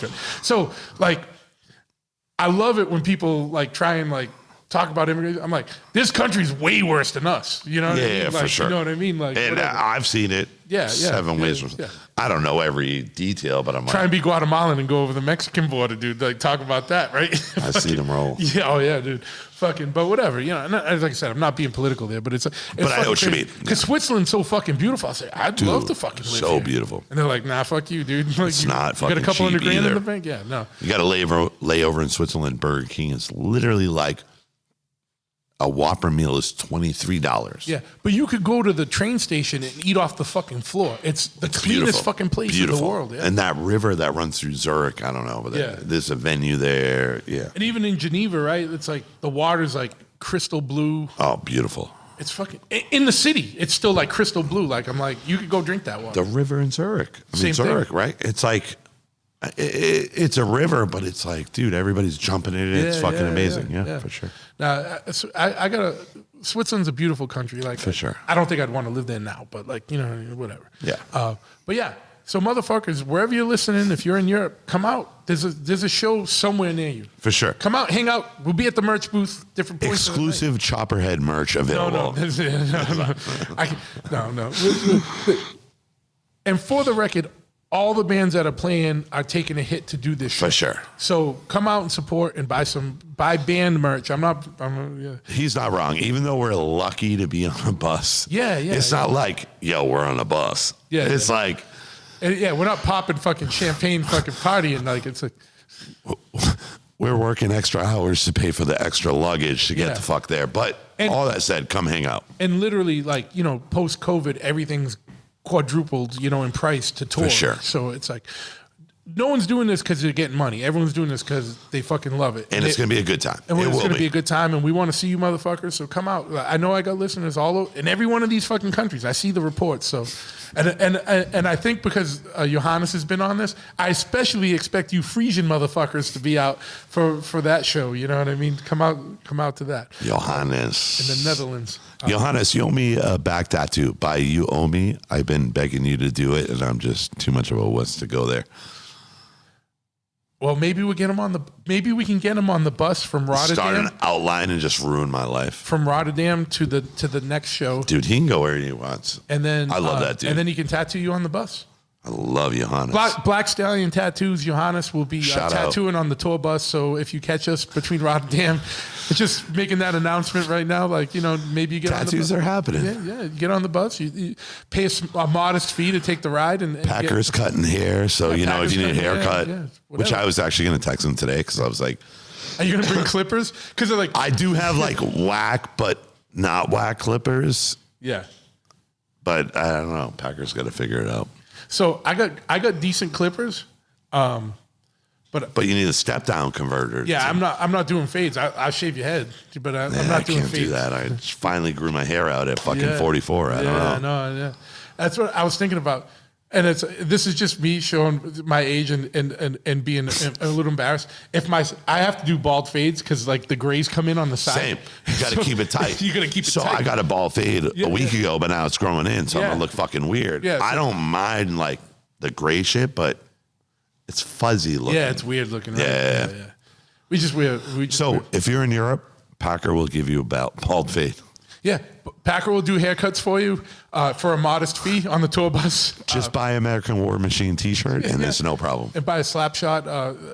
Buy a slap shot and a War Machine, and you get a free haircut on the bus. No problem. We're just volunteering him for that right now. So no problem. We're not going to tell him we said that. We're going to see if he fucking listens to this. Otherwise, we'll be in Europe and be like, why is there fucking 14 people trying to get a haircut? I'm like, you should have listened to the podcast. Should have listened to the podcast. Should have been here, dude. But fuck yeah, man. It's been a good time. Let's fucking... let's wrap this up. And the next time you hear from us, we're going to be on tour bus, and it'll be members of every band talking because I got 4 mics, and we're going to be ready to fucking roll. See you on the road. All right. Mother's Day is almost here, and you can get her the most beautiful time-tested gift around. A watch she can wear every day from Movement. Whether mom's into classic dress watches, rare and refined ceramics, or tried and true bestsellers, Movement has something she'll love.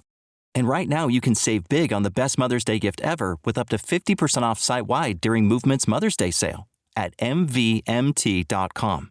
Again, that's up to 50% off at MVMT.com. Denim is in demand at Plato's Closet in West Ashley and North Charleston. Get cash on the spot for everything denim. Bring in your trendy and classic styles of gently used name brand denim. Get paid for your denim shorts, skirts, jackets, jeans, and more. We're looking for denim that is blue, black, or a bold color, and jeans in styles like mom jeans, bootcut, baggy, flared, and ripped. We want everything denim. Sell your denim for cash at Plato's Closet today. Plato's Closet, located in West Ashley on Sam Rittenberg Boulevard and North Charleston on Rivers Avenue. You love podcasts, the stories, the laughs, the unexpected turns. But when this episode ends, the silence starts. Not anymore. Audiobooks.com turns that silence into your next great adventure.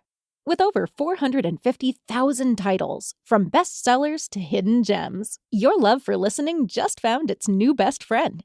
And because you already know the joy of audio, we're giving you 3 free audiobooks to start your journey.